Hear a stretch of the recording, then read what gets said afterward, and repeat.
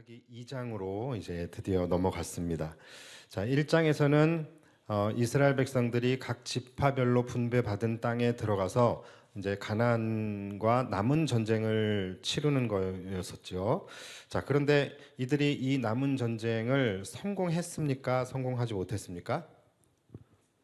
어떻게 됐어요? 성공했어요? 실패했어요? 예, 실패했죠. 사실 이미 다 이겨놓은 전쟁임에도 불구하고 이들은 남은 가나안 사람들을 쫓아내지를 못했습니다. 자, 하나님은 분명히 이들에게 무엇을 당부하셨었죠? 두 가지를 당부하셨었죠. 첫 번째는 가나안 사람들을 비롯하여 가나안 사람들이 섬기고 있는 우상과 그 제단을 헐어버리고 철저하게 파괴하라는 것. 그것이 첫 번째 하나님의 당부였고, 두 번째는 뭐였죠? 가나안 사람들과 어떤 언약도 맺지 말아라. 자, 이 두 가지의 당부를 하셨어요. 그런데 이들은 보기 좋게 그 하나님과의 언약을 깨버리게 되죠. 그래서 이들은 하나님과의 언약을 버리고 가나안 사람들과 언약을 맺기 시작을 했어요. 그래서 처음에는 어떻게 됐죠? 가나안 사람들을 남겨둠으로 인하여 가나안 사람들이 이스라엘 중에 거하였다라는 기사로 시작을 하게 돼요. 그런데 점점 가면 갈수록 이제 주체가 바뀌어져 버리게 되겠죠. 자, 그래서 나중에는 어떻게 됩니까? 이스라엘 사람들이 가나안 중에 거하게 되었다라는 말씀으로 바뀌게 돼요. 그리고 마지막에 가서는 급기야 단지파 같은 경우에는 어떻게 됐어요? 가나안 사람들이 이 단지파 사람들을 산지로 몰아넣고서 내려오지도 못하게 하죠. 예, 그러한 아주 가슴 아픈 기사로 1장이 이제 마무리가 되게 됩니다. 자, 그런데 여러분, 죄라는 것이 사실 이렇습니다. 이 죄라는 것이 처음에 내 인생에 객으로 들어와요. 처음에는 그래서 내 인생 속에 죄가 거하게 됩니다. 그런데 시간이 지나면서 주체가 바뀌어져 버리게 돼요. 어떻게 되죠? 내가 내 인생이 죄 가운데 거하게 되는 거예요. 그래서 나는 날마다 죄의 길을 걸어가게 되고 죄의 길에 누워 잠자게 되는 그런 인생이 되어져 버리게 되는 거예요. 그래서 주체가 바뀌어져 버리게 되는 거예요. 내 인생의 주도권을 이제는 죄가 가져가게 되는 거예요. 그리고 더 나아가서 어떻게 됩니까? 가나안 사람들이 이제는 이스라엘 사람들을 산지로 몰아넣고 내려오지도 못하게 했었던 것처럼 이제 나는 더 이상 내 인생에 내가 관여하거나 개입하거나 컨트롤할 수 없게 만들어 버리게 되는 거예요. 뭡니까? 완전히 죄의 지배를 받게 되어지는 죄의 종이 되어 버리는 것이죠. 여러분, 이솝우화에 보면은 낙타 이야기가 나오죠. 지금 바로 이와 같은 이야기예요. 아라비아 상인이 낙타를 끌고 사막을 이렇게 가고 있는데 이제 밤이 되어서 이제 천막을 치고 잠을 자려고 하는데 천막 문이 빼꼼 열리면서 낙타가 밖에서 뭐라 그래요? 아, 주인님, 모래바람이 너무 심해서 지금 눈을 뜰 수가 없습니다. 제 머리만 좀 집어넣게 해주십시오. 그래, 주인이 좀 딱하잖아요. 그래서 그래, 머리만 집어넣어라.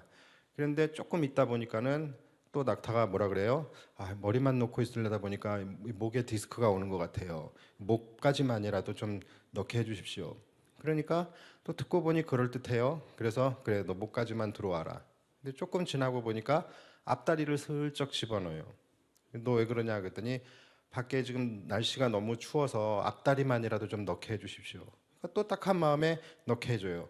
그리고 또 지나니까 뒷다리까지 넣게 되죠. 그래서 결국은 낙타가 천막 안으로 들어가고 주인을 내쫓았다라는 이야기예요. 자, 이런 이야기를 이렇게 보면은 이런 동화 같은 것들은 사실은 어른들이 봐야 할 내용인 것 같아요. 이 아이들이 보면은 그냥 재밌는 스토리로는 이해할 수 있겠지만 이 안에 담겨져 있는 진짜 중요한 이런 메시지들은 사실은 어른이 돼서야 깨달을 수 있는 부분들이잖아요. 근데 정말로 여러분 지금 이 이솝우화 이 낙타 이야기의 지금 실사판 현실판이 바로 사사기 1장의 말씀인 거예요. 자, 여러분, 죄가 우리 안에 이런 식으로 들어오게 된다는 거예요. 죄는 죄의 모습을 하고 들어오지 않습니다. 어떤 뿔난 악마의 모습을 하고 들어오지 않아요. 지금 이런 것처럼 오히려 약한 모습으로, 때로는 타당하고 합리적인 모습으로 우리의 약한 마음을 틈타고 들어오는 경우가 훨씬 더 많아요. 이스라엘 백성들이 가나안 사람들을 남겨두게 된 이유도 뭐예요? 사실은 불쌍해서예요. 딱 하고 그냥 내쫓고 죽이기 불쌍하니까 그냥 그렇게 한 거예요. 그리고 자기들 안에 합리적인 마음, 효율적인 그런 생각을 가지고 그들과 타협을 하기 시작한 것이죠. 죄가 이런 식으로 들어오게 되는 거예요. 그러나 결국은 어떻게 됩니까? 이 가나안 사람들이 안방의 주인이 되고 결국은 이스라엘 백성들을 내쫓게 되는 일이 일어나게 되는 거예요. 여러분 꼭 주의하셔야 됩니다. 잔디밭에 잡초 한 포기가 있는 것을 그냥 놔두게 되면 나중에는 잡초밭에 잔디 한 포기가 있게 되어져 버리게 되는 거예요. 자, 다시 돌아가서 이제 일이 이렇게 되자 하나님께서 하나님의 사자를 이스라엘 백성들에게 이제 급히 이제 급파하시게 됩니다. 자, 그게 오늘 이제 2장 사사기 2장 1절이에요. 여호와의 사자가 길갈에서부터 복임으로 자, 여기서 여호와의 사자는 천사가 아닙니다. 천사가 아니라 다른 위격의 하나님이에요. 그러니까 성자 하나님, 예수님이라고 우리가 생각하면 될 것 같아요. 자, 여호와의 사자가 길갈에서 복임으로 올라와 말하되 내가 너희를 애굽에서 올라오게 하여 내가 너희의 조상들에게 맹세한 땅으로 들어가게 하였으며 또 내가 이르기를 내가 너희와 함께한 언약을 영원히 어기지 아니하리니. 자, 여기까지 한번 읽어보면 지금 이 내용은 뭡니까? 하나님께서 이스라엘 백성들을 선택하시고 이스라엘 백성들에게 베풀어 주신 은혜를 지금 말씀하고 계시는 거예요. 내가 너희에게 어떤 은혜를 베풀었느냐 이 부분을 말씀하십니다. 자, 그리고 2절로 넘어가서 너희는 이 땅의 주민과 언약을 맺지 말며 그들의 제단을 헐라하였거늘. 자, 하나님께서 당부하신 두 가지가 나오죠. 자, 첫 번째는 뭐예요? 가난한 사람들과 언약을 맺지 말라고 하셨어요. 그리고 두 번째는 그들의 우상의 제단을 헐라고 말씀을 하셨어요. 자, 그런데 이어서 너희가 내 목소리를 듣지 아니하였으니 어찌하여 그리하였느냐. 자, 그러니까 2절은 뭐예요? 하나님의 책망이죠. 하나님께서 당부하셨음에도 불구하고 그들 가나안 사람들과 종주권 언약을 맺고 그들을 내쫓지 않고 그들의 우상의 제단을 허물지 않았던 이스라엘을 향하여 책망하시는 말씀입니다. 자, 그리고 이제 3절은 뭐겠어요? 이제 거기에 대한 결과, 하나님의 징계를 말씀하시겠죠. 자, 3절 보시면 그러므로 내가 또 말하기를 내가 그들을 너희 앞에서 쫓아내지 아니하리니 그들이 너희 옆구리에 가시가 될 것이며 그들의 신들이 너희에게 올무가 되리라 하였노라. 자, 이들이 받게 될 징계가 이제 3절에 나와요. 그런데 여러분 이 3절을 우리가 주의 깊게 봐야 합니다. 자, 이들이 이제 받게 되어질 징계를 정리를 하면 첫 번째가 뭐냐면 하나님께서 내가 그들을 너희 앞에서 쫓아내지 않을 것이다 라고 말씀을 하세요. 자, 이 말은 무슨 말입니까? 내가 이제부터는 너희를 돕지 않겠다라는 거예요. 내가 너희를 위해서 이제는 싸우지 않겠다. 내가 이제 너희를 내버려 두겠다라는 말씀인 것이지요. 자, 그래서 이제 내가 너희를 위해서 이제 아무것도 하지 않을 것이기 때문에 이제 가나안 백성들은 이제 너희의 옆구리에 가시가 되어서 너희를 계속해서 괴롭게 할 것이다. 그리고 이들이 너희의 올무가 되어서 너희의 인생을 계속해서 올가매게 될 것이다 라는 것을 지금 말씀을 하고 계시는 거예요. 자, 그런데 여러분 이 3절의 말씀을 가만히 보시면 자, 이스라엘의 범죄로 인하여 하나님께서 이스라엘 백성들에게 징계를 내리시는 내용이에요. 그런데 하나님께서 이들을 향하여 내가 너희가 이렇게 했으니 내가 무엇을 하시겠다라는 말씀이 아니에요. 내가 너희를 쳐서 뭐 어떻게 하겠다. 내가 너희에게 벌을 내려서 너희를 무너뜨리겠다. 내가 너희들에게 분노의 채찍으로 너희를 때리겠다. 뭐 이런 말씀이 아니에요. 자, 3절에 나타나는 하나님의 징계는 뭡니까? 하나님께서 무엇을 하시겠다라는 것이 아니라 하나님께서 이제 아무것도 하시지 않겠다라는 말씀을 하고 계시는 것을 우리가 볼 수 있어요. 내가 그들을 너희 앞에서 쫓아내지 않을 것이다. 자, 여러분 아무것도 하지 않는 것이 하나님이 아무것도 하지 않으시는 것이 징계가 됩니다. 그러니까 하나님이 아무것도 하시지 않는 것이 징계가 된다라는 말은 다른 말로 하면 무슨 말입니까? 지금까지 하나님께서 너희를 위해서 일하고 계셨다라는 거예요. 다시 말해서 지금까지 너희는 은혜로만 살아왔다라는 말씀인 것입니다. 은혜가 없는 너희의 삶은 원래 그 인생 자체가 징벌과 같은 비참한 인생의 삶이다라는 거예요. 자, 그런데 여러분 항상 이스라엘 백성들을 볼 때는 이스라엘 백성들을 누구와 투영을 시켜야 합니까? 우리예요. 우리의 모습이 바로 이스라엘과 똑같은 거예요. 자, 우리도 마찬가지예요. 여러분 우리에게 있어서 하나님의 징계와 저주가 있다라고 한다면 하나님이 우리를 치시는 것이 아니에요. 하나님이 우리를 막 무언가를 벌하시고 어떤 액션을 하시는 것이 아니라 우리에게 있어서 하나님의 저주와 징계는 하나님이 우리를 향하여 아무것도 하지 않으시는 것이다라는 것을 우리는 알아야 합니다. 우리를 향한 하나님께서 그분의 손길을 거두시는 거예요. 그리고 우리를 위해 일하심을 멈추시는 것입니다. 그렇게 우리의 삶에 그분의 은혜가 걷어지게 될 때에 이제 홀로 남겨진 우리의 인생은 어떤 인생이 됩니까? 가장 비참한 멸망의 상태가 되게 되어버리는 거예요. 여러분 오늘 우리가 이 자리에 있는 것 자체, 이 자체가 여러분들의 의지로 여러분들의 힘으로 여기까지 온 것 같지만 여러분 결코 우리가 내 힘으로 여기까지 온 것이 아니에요. 지금까지 하나님의 지켜주심과 보호하심의 손길이 여러분들의 삶 속에 내 인생 가운데 미치고 있었기 때문에 우리는 오늘 이 시간에 이 자리에 있을 수 있는 것입니다. 위험의 순간마다 우리는 인지하지 못했지만 주님이 그때그때 우리를 지켜주셨고 우리를 위협하는 대적이 일어날 때마다 주님께서 막아주시고 그들을 눌러주시고 때로는 싸워주시고 때로는 내쫓아주시고 때로는 이기게 하시면서 하나님의 일하심이 우리의 인생 가운데 있었기 때문에 오늘 우리가 지금 이 자리에 있을 수 있는 것입니다. 우리가 인지하지 못했을 뿐인 거예요. 자, 그렇다면 언제 이것을 인지할 수 있게 됩니까? 언제 인지할 수 있게 돼요? 여러분들의 삶에 하나님의 은혜가 걷어지게 될 때, 그때 우리는 인지할 수 있게 되는 거예요. 만약 그래서 든 자리는 몰라도 난 자리는 안다라고 하는 것이죠. 우리는 내 인생에 하나님의 은혜가 미치지 않는다, 하나님이 나를 돌보시지 않는다, 지키시지 않는다, 하나님의 은혜가 없다, 이런 말들 많이 하지만 여러분 그렇지 않습니다. 만약 지금이라도 하나님께서 우리를 향한 은혜를 정말로 거두시게 된다면, 이제 하나님이 우리를 돕지 않으시게 된다면 우리의 인생은 과연 어떻게 될까요? 곧바로 멸망의 상태, 가장 위험한 상태가 되는 것입니다. 왜냐하면 그것이 모든 인간들의 인생의 본질값이기 때문에 그런 것이죠.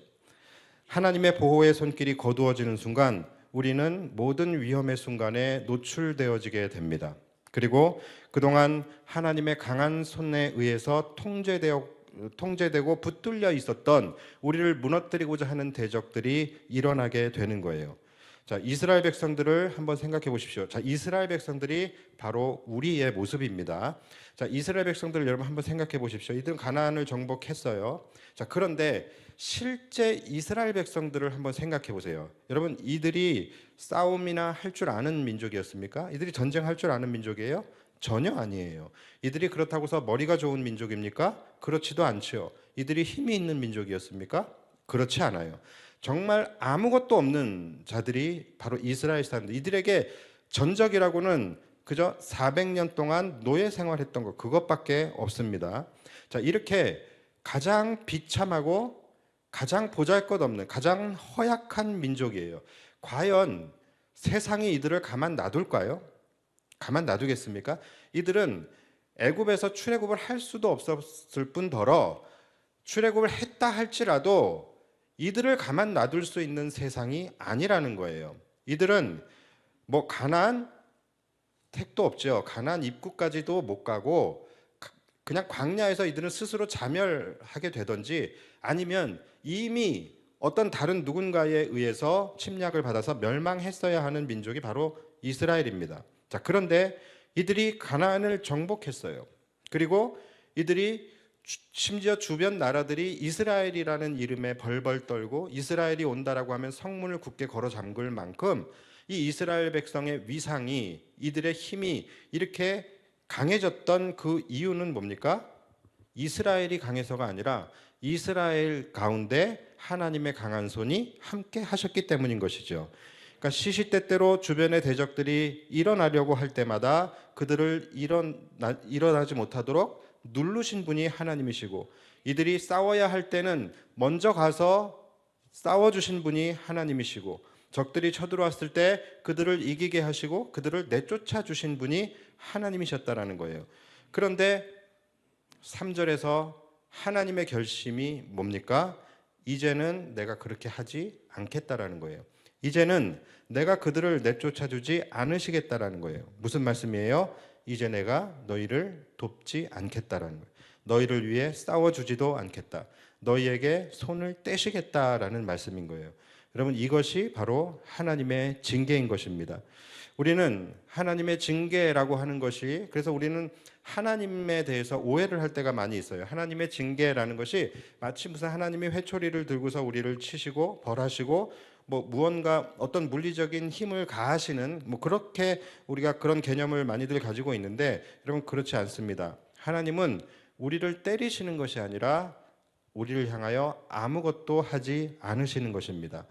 잘 나가던 인생이었는데 하나님이 쳐서 무너뜨리셨습니까? 여러분, 그것은 하나님이 치신 것이 아니라 그의 인생 가운데 행하시던 것을 하나님이 멈추신 것이에요. 하나님의 은혜를 걷어냈을 때 남게 되어지는 모든 인생의 본질값이 바로 그거라는 거예요. 그렇게 우리가 하나님의 은혜와 보호하심으로부터 분리되어지게 될 때에, 하나님이 더 이상 우리의 일에 관여하지 않으시게 될 때에 우리는 가장 불쌍하고 가장 비참한 멸망의 상태가 되는 것입니다. 여러분, 이 개념이 굉장히 중요해요. 근데 이 개념이 왜 중요하냐면, 이 개념이 확실하게 있어야지만 첫 번째로 우리가 교만하지 않을 수 있습니다. 그리고 두 번째로 우리가 은혜를 은혜로 여길 수가 있는 거예요.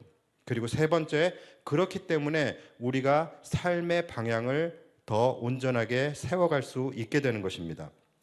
대부분의 성도들은 자신의 능력이 어느 정도 된다라고 생각을 해요.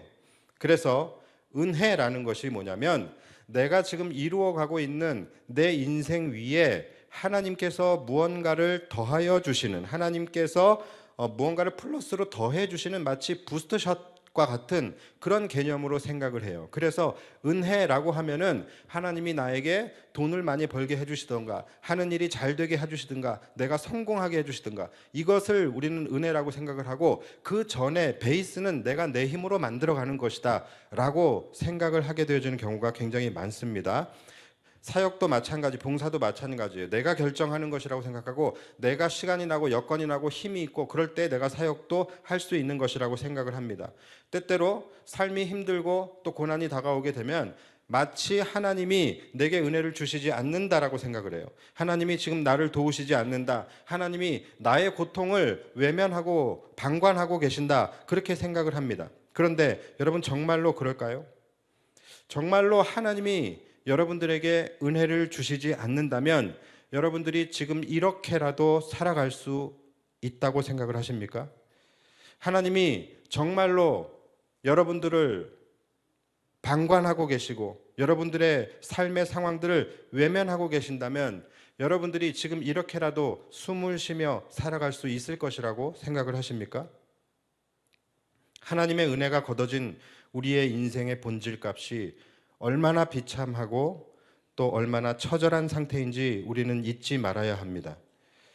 지금 나의 삶이 어떠하든지, 풍부에 처하든지 비천에 처하든지 어떠하든지 내가 이렇게라도 살아갈 수 있는 이유는 하나님이 우리를 외면하지 않으시고 끝까지 우리를 돌보시고 지키고 계시기 때문이라는 것을 우리는 알아야 합니다. 내가 오늘도 하루를 온전히 살아냈다면 여러분, 그것이 바로 하나님이 나와 함께 하셨다는 증거인 거예요. 하나님이 살아계시나, 내가 구원받은 백성인가, 엉뚱한 데 가서 증거를 찾으려고 하지 마십시오. 내가 오늘도 하나님 안에서 평안하게 온전하게 오늘 하루를 살아냈다면 그것이 하나님이 살아계신 증거이고 하나님이 나의 구원자가 되셔서 나를 돕고 계신다라는 증거인 거예요. 매 순간 여러분 한 사람을 놓고 얼마나 많은 치열한 영적 전쟁이 벌어지고 있는 것을 우리는 알지 못해요. 우리가 인지하지 못할 뿐인 거예요. 우리의 주변은 생각보다 잔잔하지 않습니다. 여러분들을 무너뜨리려고 하는 사단의 세력과 여러분들의 영혼을 지키고자 하시는 성부, 성자, 성령님의 일하심이 날마다 격렬하게 일어나고 있다는 거예요. 이스라엘 백성들이 발람이 이스라엘을 저주할 때에 하나님께서 그들을 막으셨죠. 그러나 이스라엘 백성들은 그것을 인지하지 못했어요. 마찬가지예요. 여러분, 우리가 우리의 영혼이 지켜지고 있는 것, 우리의 믿음이 지금까지 지켜지고 있는 것, 우리가 오늘 하루를 살아낼 수 있는 것, 이 모든 것은 하나님이 지금 우리와 함께 하시기 때문에 가능한 일인 거예요. 그래서 여러분, 은혜가 없이는 하루도 살 수가 없다라는 말입니다. 이건 그냥 하는 말이 아니에요. 여러분, 우리에게 가장 두려운 일, 오늘 말씀의 제목이 가장 두려운 일이죠. 우리 안에서 절대로 일어나지 말아야 할 일이 있다라고 한다면 하나님이 더 이상 나를 지키시지 않고 나의 대적을 내쫓아 주시지 않고 나를 향한 은혜를 거두시는 것입니다. 다시 말해서 하나님이 나를 향하여 아무것도 하지 않으시는 거예요. 나를 그냥 내버려 두시는 것입니다. 즉 하나님과 분리되는 거예요. 이스라엘 백성들 가운데 하나님이 함께 하실 때 그들의 모습은 어땠습니까? 가나안이 벌벌 떨 만큼 가나안을 치고 올라가며 토벌하는 민족이 되었어요. 그러나 그 이스라엘 가운데 하나님이 그들을 내버려 두시게 되고 그들과 하나님이 분리되고 오로지 그들만 남게 되었을 때 벌게 벗겨진 그들의 실체는 어떤 실체입니까? 그 어떤 힘도 없는, 그 누구도 이길 힘이 없고 아무도 내쫓을 수 없는 노예 민족 그 이상 이하도 아니었다라는 거예요. 그것이 이제 앞으로 펼쳐지게 되는 사사시대의 모습입니다. 그들을 놓아버리신 하나님, 그리고 노임을 당한 이스라엘 백성들은 이제 어떤 삶이 펼쳐지게 될지, 그들은 이제 보시면 아시겠지만 그들은 열심히 농사를 지어도 다 노략해 가게 됩니다. 아모리 족속들이 와서, 미디안 족속들이 와서, 블레셋 족속들이 와서 그것들을 다 약탈해 가게 돼요. 그러나 그들은 아무 저항도 하지 못해요. 그냥 뺏기는 거예요. 그들은 싸울 힘도 이길 힘도 내쫓을 힘도 없는 민족이 되어버리게 됩니다. 이것이 하나님과 분리된 인간들의 삶이에요. 여러분, 우리는 이것을 잘 생각해야 됩니다. 저는 제가 어떤 존재인지를 잘 알고 있습니다. 저는 하나님이 저와 함께 하시기 때문에 제가 설교 준비도 할 수 있고 이 자리에 나와서 말도 할 수 있다라는 것을 다른 사람은 몰라도 저는 알고 있어요. 저에게서 만약에 하나님의 은혜가 걷어진다면, 저에게서 하나님이 은혜를 거두시고 나라는 인간 한 사람만 이 자리에 남게 된다면 정말로 아무것도 할 수 없는 세상에서 가장 모자라고 가장 어리석은 비참한 사람이라는 것을 매 순간 느낍니다. 그래서 목회를 할 때마다 어려움을 만나게 되고 또 어떤 한계를 느끼게 될 때마다 저는 가장 먼저 드는 생각이 당연하다는 생각이 먼저 들어요. 당연하지. 깜도 안 되는 사람이 이 자리에 있는데 어렵지 않을 수 있는가. 그래서 저는 어려움을 만날 때마다 한 번도 내가 이렇게 열심히 하고 있는데 왜 하나님이 도와주시지 않는가라는 원망이나 그 부분에 대한 기도를 한 적이 없어요. 늘 하는 기도는 뭐냐면 하나님 부어주시던 은혜를 멈추지 말아 주십시오. 이 기도를 저는 드리게 됩니다. 왜냐하면 모든 것이 그냥 하나님의 은혜로 여기까지 온 것이기 때문에 그분의 은혜가 걷어지는 순간 너무나도 비참하고 초라한 나만 남게 되는 거예요. 이스라엘 백성들이 그랬던 것처럼. 여러분, 우리가 저뿐만이 아니라 여러분들도 그러한 존재라는 것을 우리는 잊으면 안 됩니다. 많은 사람들이 자신에 대해서 굉장히 존귀하다라는 생각을 해요. 물론 그 생각이 나쁜 것은 아니죠. 자신의 자존감을 쌓는 데에 도움이 된다면 필요한 것이기도 하겠죠. 그런데 여러분, 진짜 우리 자신들의 진짜 실체, 진짜 본질은 절대로 우리는 존귀한 존재가 아닙니다. 그럼에도 불구하고 우리가 이 땅에서 서로를 존귀히 여기고 우리가 이 땅 가운데 존귀한 존재로 이 세상을 이기며 살아갈 수 있는 이유는 우리가 그럴 만한 존재여서가 아니라 하나님이 우리의 하나님이 되어주시는 은혜가 있기 때문이라는 것을 절대로 잊으시면 안 되는 거예요. 하나님이 우리와 함께 하시기 때문에 비참하게 멸망받을 우리들이 이 땅에서 존귀하게 살아가고 있고 이 악한 세상을 이기며 살아갈 수 있는 것입니다. 우리에게서 하나님이 걷어지고 우리가 홀로 남겨지는 순간 드러나게 되어지는 우리의 실체는 아무것도 할 수 없는, 그 누구도 이길 수 없는 죄의 노예, 멸망받을 백성, 그 이상 이하도 아니라는 것을 알아야 합니다. 그래서 오늘 말씀이 조금 어려울 수도 있고 무거울 수도 있고 예민할 수도 있습니다. 그러나 한 번쯤은 우리가 이 금찬기 시간을 통해서 한 번쯤은 나눴으면 좋겠어요. 그래서 우리는 이와 같은 관점에서 우리는 나 자신에 대한 존재에 대한 개념, 인간이라는 존재에 대한 개념과 또 하나님에 대한 개념을 우리가 다시 한번 재정립할 필요가 있습니다. 여러분, 모든 인간의 본질, 모든 인간의 디폴트 값은 죄의 노예입니다. 죄의 노예이고 멸망받을 백성이에요. 멸망 외에는 답이 없는 그런 비참한 존재가 바로 우리 인생들의 본질이에요. 다시 말해서 모든 인간은 저나 여러분들이나 또 여러분들의 사랑하는 가족들이나 동일합니다. 우리 모두는 비참한 인생 속에서 멸망을 당하게 되는 것, 그것이 모든 인간들이 받아들일 수밖에 없는 우리의 당연한 운명이에요. 그러니까 매정하게 들릴지 모르지만 이 땅에서 고통받고 절망 속에 살아가다가 안타까운 죽음을 당하는 사람들을 우리는 봅니다. 그리고 우리는 그들을 보면서 정말로 하나님은 선하신가? 하나님은 살아계신가? 하나님은 공의로우신가? 우리 이런 질문을 많이 합니다. 그런데 여러분, 우리는 이러한 말을 할 수 없는 것입니다. 우리는 하나님이 살아계시다면 어떻게 이런 일이 일어날 수 있는가? 하나님이 선하시다면 어떻게 이렇게 가슴 아픈 일이 일어나고 있는데 하나님은 그것을 내버려 두시는가? 그것을 방관하시는가? 이런 의문을 가질 때가 많아요. 그런데 여러분, 죄송하지만 그것이 죄악된 세상에서 죄인된 우리들이 겪어야 하는 당연한 결과값입니다. 하나님이 그렇게 하신 것이 아니라 인간이 만든 세상, 인간이 만든 세상이 악이 세상을 지배하는 세상을 만들었기 때문에 그러한 일들이 우리의 인생 속에서 일어나게 되는 거예요. 그리고 우리는, 우리의 본질은 그것을 이길 힘도 싸울 힘도 내쫓을 힘도 없기 때문에 그러한 상황들을 우리는 안타깝지만 마주하며 살아갈 수밖에 없는 거예요. 죄의 가장 큰 결과물이 죽음이에요. 우리는 죽음과 싸울 수 없습니다. 죽음과 싸워서 이길 수도 없습니다. 그래서 우리는 죽음을 맞이하며 살아가고 있는 거예요. 그러니까 그 원인을 우리는 하나님께 물으며 하나님이 불의하시다 할 수 없는 것입니다. 우리는 최근에 여러 가지 사건과 사고들을 보면서 마음에 안타까운 마음을 가져요. 가장 비근하게 비행기 사고, 이러한 사고들을 우리가 보면서 정말로 선한 사람들이 불의의 죽음을 맞이하게 되어지는 그러한 경우들을 우리는 보게 됩니다. 그래서 그럴 때마다 우리 안에서는 분노와 원망과 또는 강한 의문이 들게 됩니다. 왜 하나님이 이렇게 하셨을까? 너무나도 선한 사람이 왜 저런 일을 당했을까?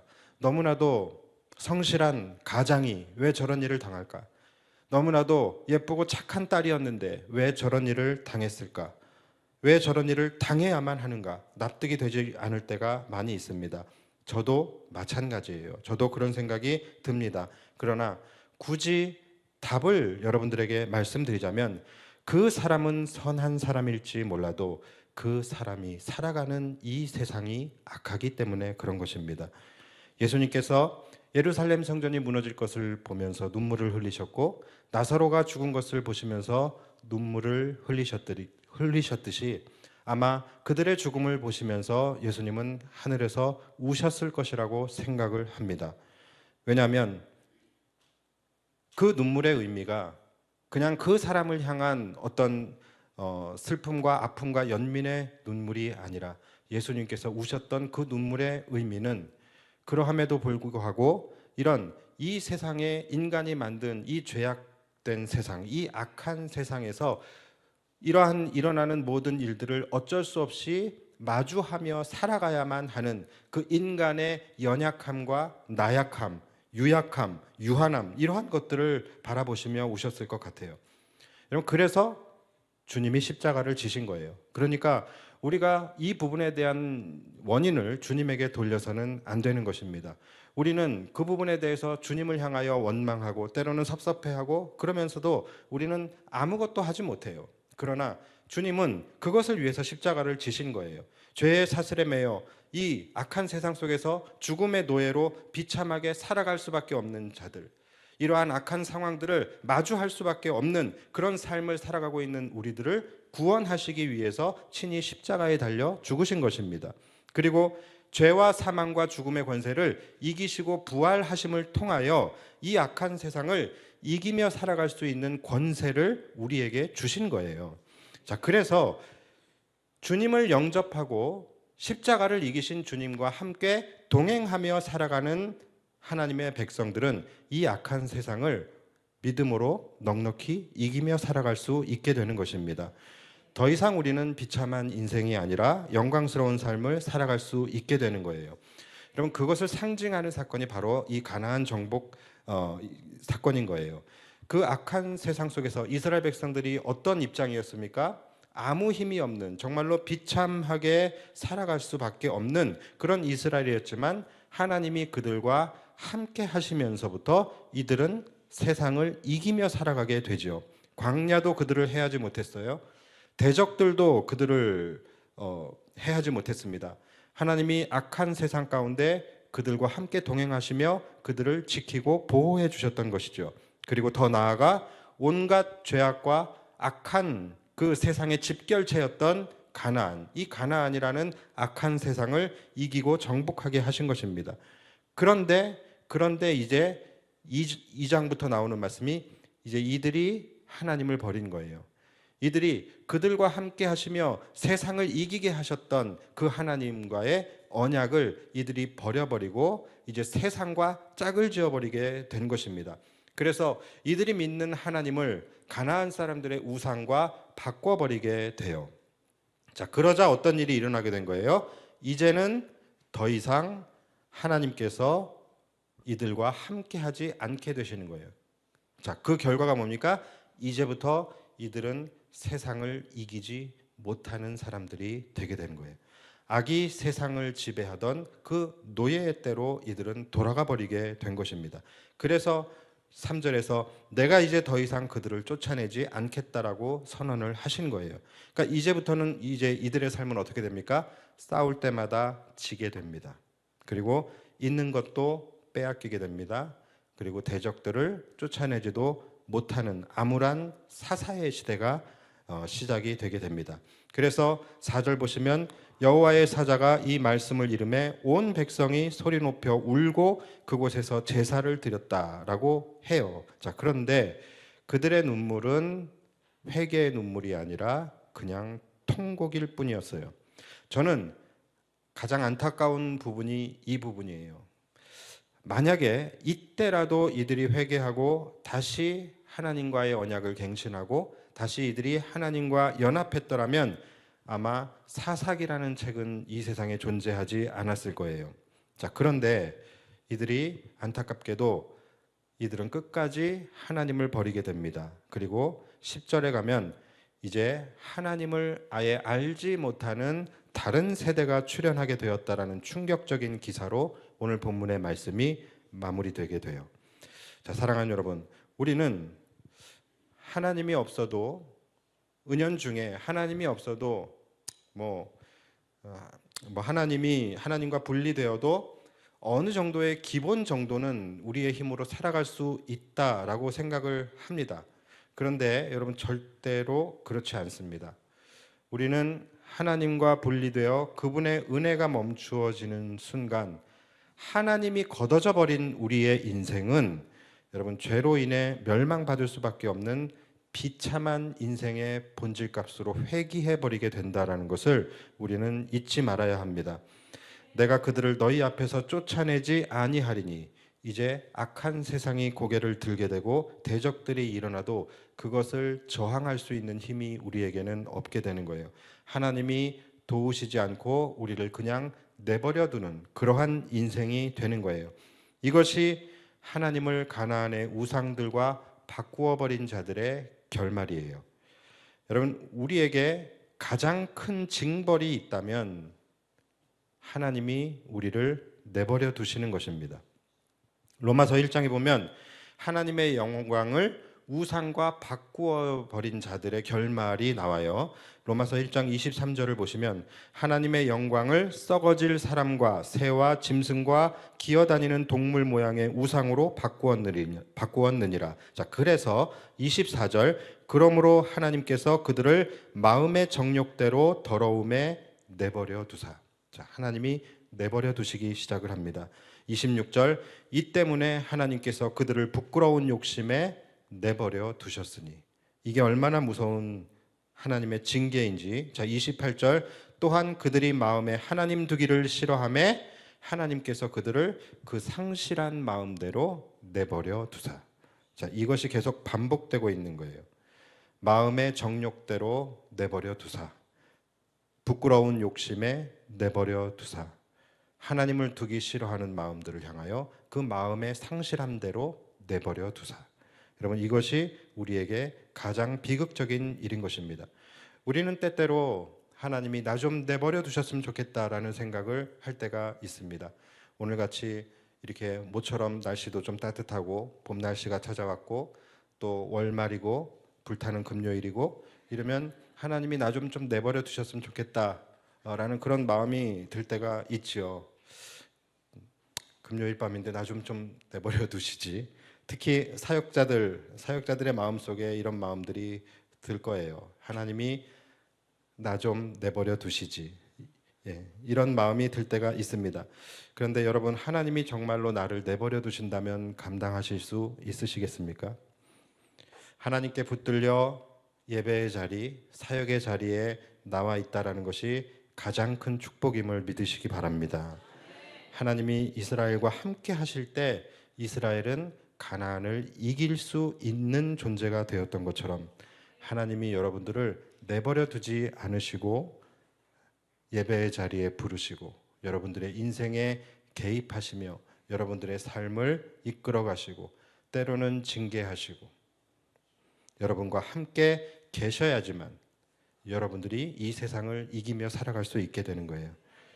따라서 내가 지금 세상에서 만약에 지고 있다라고 한다면 원인도 하나고 방법도 하나예요. 원인은 뭡니까? 지금 내가 하나님과 분리되어져 있는 거예요. 내가 지금 하나님의 돌보심과 지키심에 하나님의 그 강한 손길이 내 인생에 지금 미쳐지지 않고 있기 때문에 내가 지금 세상에서 지고 있는 것입니다. 그래서 방법은 뭡니까? 하나예요.